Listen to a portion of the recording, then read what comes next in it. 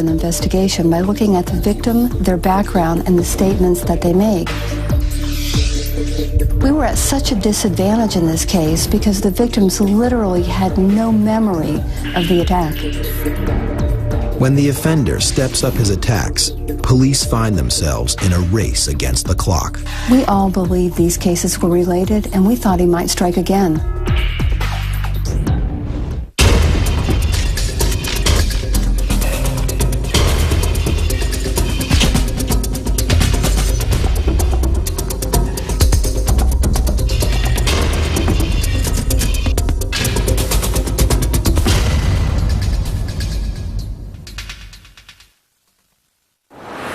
Palm Beach, Florida is known for its idyllic beaches, golf courses, and near-perfect weather. It's a well-known playground for the rich and famous. But across the bridge, in West Palm Beach, darkness can bring danger.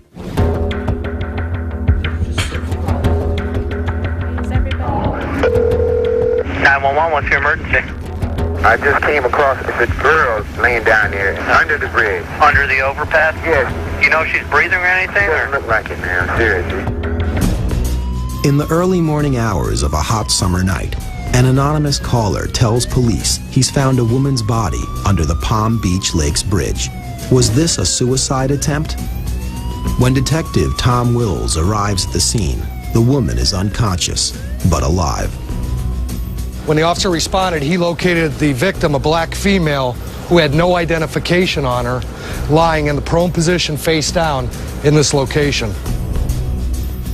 But this was no suicide.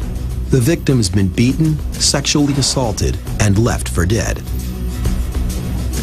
Officers searched the area for evidence that may explain what happened. No evidence was recovered.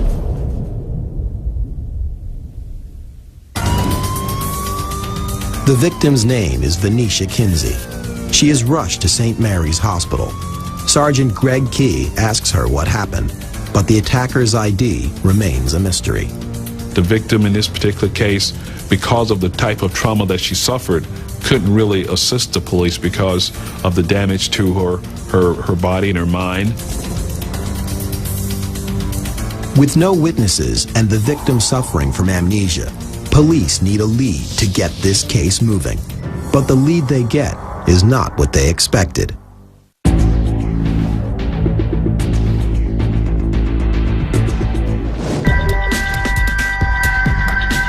Two weeks later, a passerby finds the body of another woman just a few blocks from the first crime scene. Once again, the woman has been assaulted. This time, the victim has died. Police quickly identify the woman as 37-year-old Debbie Montgomery.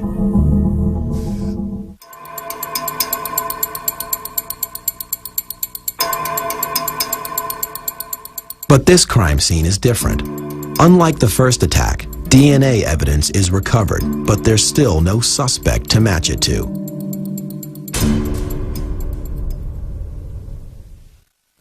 Sergeant Ron Gionda is assigned to lead the investigation. But aside from the similarities between the two crimes, he has little to go on.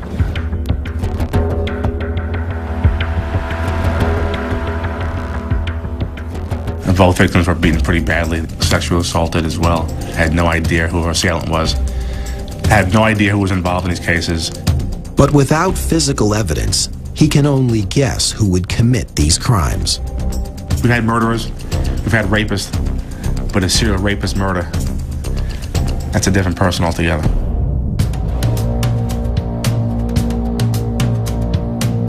Sergeant Gionda knows that cracking this investigation will take a psychological profile of the killer, and he knows just who to call. Criminal profiler Dale Hinman. A man who commits this type of crime puts fear into the lives of everyone in that community. Women were afraid to walk in their own neighborhood at night. Looking at the case reports, Dale thinks one source of information may have been overlooked. In her experience, this kind of criminal has trouble keeping quiet about what he's done. We thought the offender might have talked about or perhaps bragged about his crimes, and if we could find someone who he talked to, we might find the killer. But we all believed that this was just the beginning. A dangerous criminal is on the loose in West Palm Beach, Florida, preying on young women. Agent Dale Hinman has joined the investigation, bringing her special insights to bear on the case. Debbie Montgomery's body was found suspiciously close to the first victim. Agent Hinman wants to see the crime scene for herself. Okay, let me tell you what we have. We got a call from a resident to the west of this building right over here. She looked outside of her house and she noticed a body on the side of the building. It appears as if the body has been posed. When was the victim last seen, do you know? I think 10 o'clock that night she was seen last. So how far is this scene from where Venetia Kinsey was attacked? Venetia Kinsey was attacked at Palm Beach Lakes Boulevard under the bridge, which is 3 blocks from here. To Hinman, the close proximity of the crimes suggests the killer is familiar with the neighborhood and willing to take risks. So it seems like there would have been a lot of other better places, in terms of concealment that he could have taken her to. With this being a chain link fence, anybody who stepped out into the yard would have seen him coming or going from this scene. I guess he wasn't thinking because the building is abandoned, the trees are up. I guess he felt kind of secure back here, even though it really... But Dale's not sure he was trying to hide. Either he feels like really secure and comfortable in the area, or that he's taunting you by doing something so out in the open. So why did he kill his victim in such an open place? He's a risk taker, so he's either very stupid or just a taunting, braggart risk taker. Exactly. If he's a taunting, braggart risk taker, he's going to tell somebody he's committed this crime, or someone's going to know it. Dale goes back to the office to review the crime scene photos to see if they confirm her hunch that the murderer feels comfortable in the area where the bodies were found. We didn't feel these were random crimes. The victims all were similar in age and appearance, and they lived in the same neighborhood. We thought the offender may have a history of violence, so we should be looking for someone who has a criminal record. And we thought he might strike again.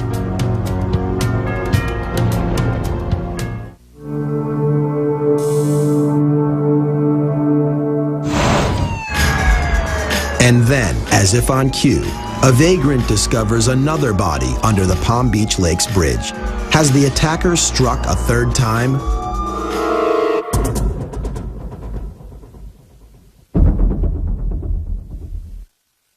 Sergeant Gionda calls Agent Hinman to the new crime scene. Officer Richard Halsey is already there. Okay, I got a black female here, obviously a victim of an attack. The latest victim is LaToya Williams, age 28. Dale looks at the crime scene through the eyes of the perpetrator. She knows the importance of location. So they probably walked to this area together, the victim and the offender, as opposed to driving here and parking a car at this location, because that would have been observed in the area. All of these crimes are in such a small area that a person could walk from one to the other. All 3 crime scenes were easily accessible. So wasn't Venetia Kinsey's attack right in the same area on the other side of the bridge? Exactly. So it's just very minimal concealment, which is attractive to him, just not doing it out in the open, but just with one wall or just some limited amount of concealment. Exactly. So he's taking really high risk in committing this crime. A profile begins to emerge. The killer is bold, or careless, or both. He knows the neighborhood, and he also arranges his victims' bodies before he leaves. We had the Montgomery case found on the side of a building, abandoned building, partially clothed. And then we had LaToya Williams found under the bridge. Same body depiction. The fact that all the crime scenes were so close together and most of the victims were positioned in the same way made us all feel that these cases were all related. Police will soon know for certain if they're only dealing with one perpetrator for the 3 crimes. Samples were collected from this scene, as well as seen on 9th Street of Debbie Montgomery, and turned over to the crime lab. So we'll be able to confirm based on the DNA evidence if the cases are in fact related. Oh, definitely.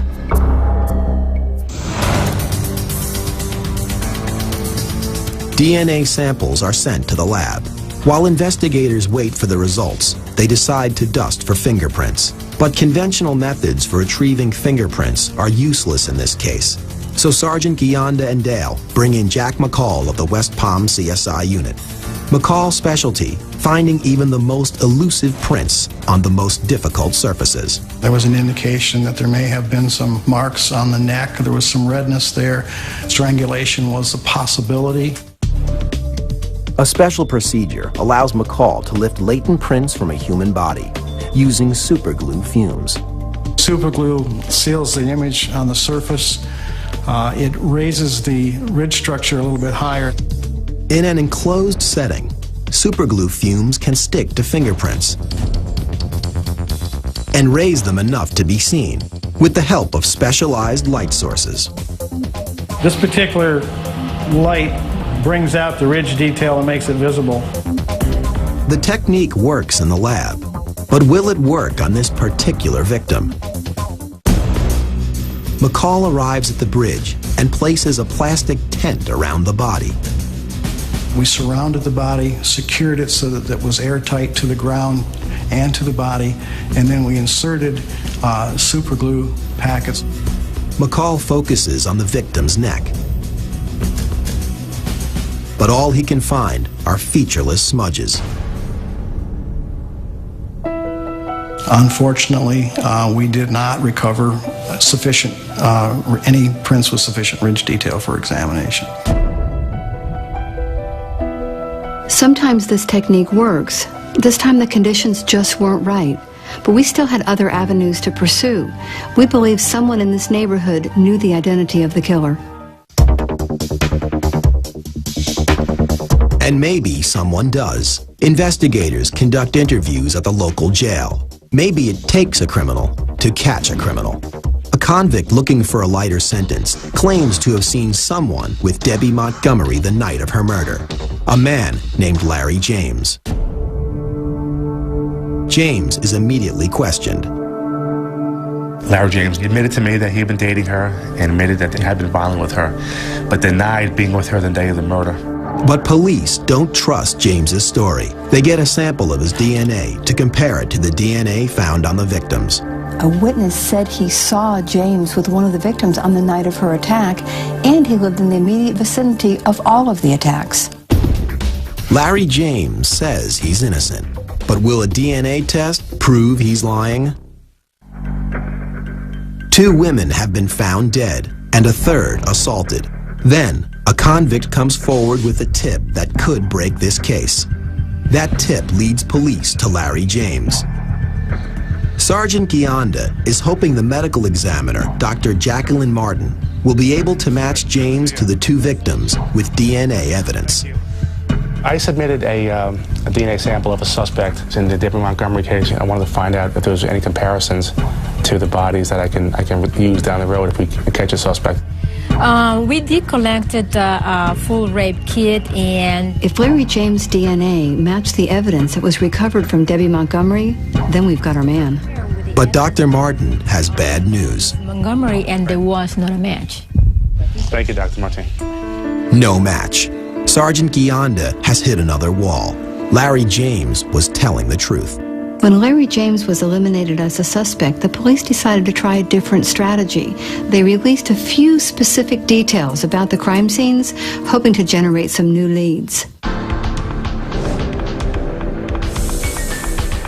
Sergeant Gionda and Sergeant Key contact the press and alert them to the Debbie Montgomery and Latoya Williams murders.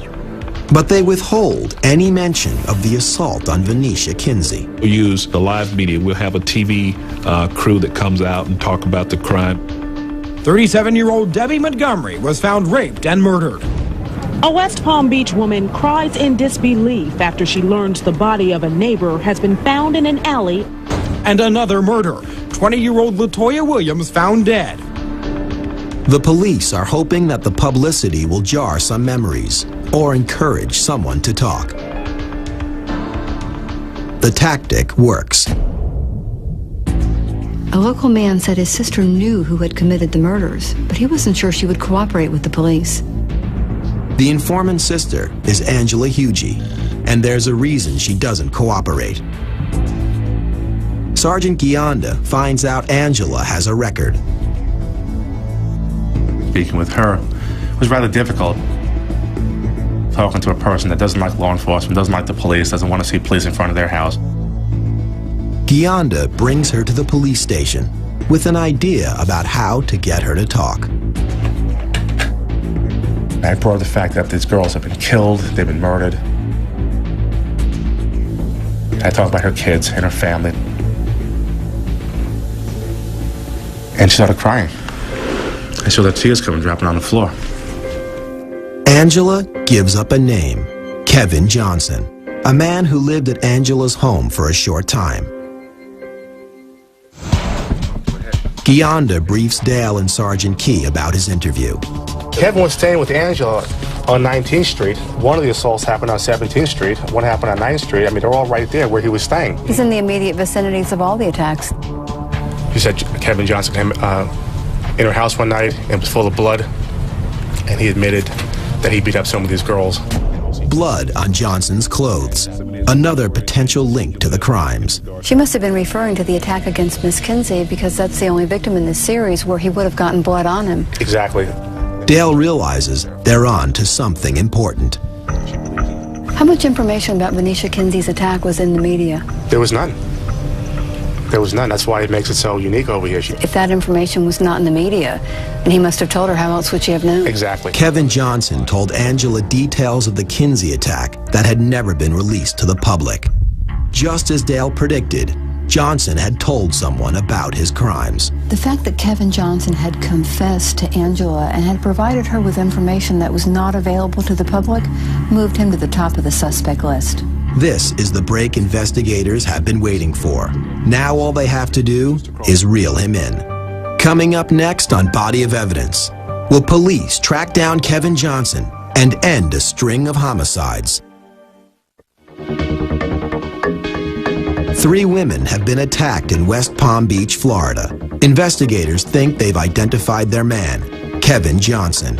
Now they have to catch him.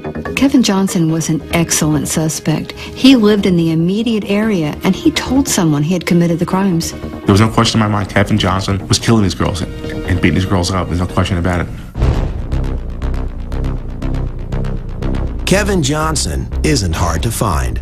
He's already in jail on a burglary charge, just the most recent of his 30 arrests.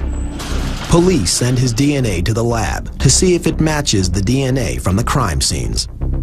Then they bring Johnson into the interrogation room. Sergeant Gionda questions Johnson over 3 consecutive days.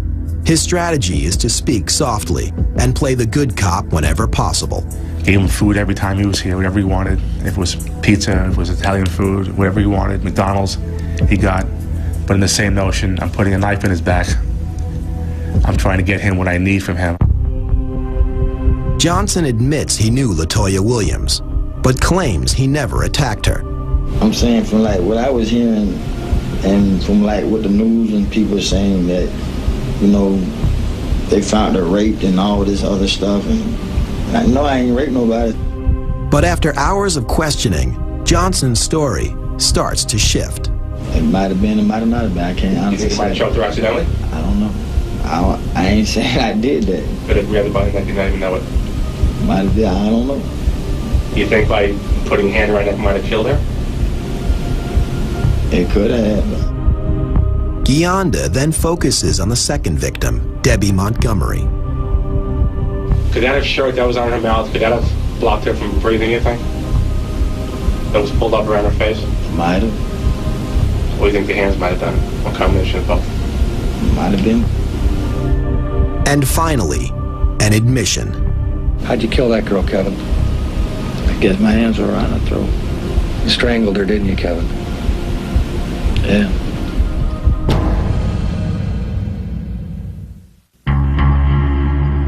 After his confession, Kevin Johnson's DNA test comes back.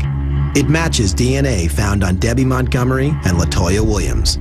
And Johnson tells police something else. He said that if he was not taken into custody and he was still out on the street, he probably would have killed again. But Dale and the investigators made sure he never got the chance. He got 85 years in prison, 30 years on 2 of the charges, and 25 years on the third charge, attempted murder. Community involvement and the skill of the investigators played such a key role in the solving of these crimes. It's a good feeling knowing that we got the guy. He's not going to kill again, and he's not going to hurt anybody anymore. That's it. He's in jail for the rest of his life. The arrest and conviction of Kevin Johnson ended his criminal career. The confession gave us the opportunity to bring some sense of closure to the victims' families.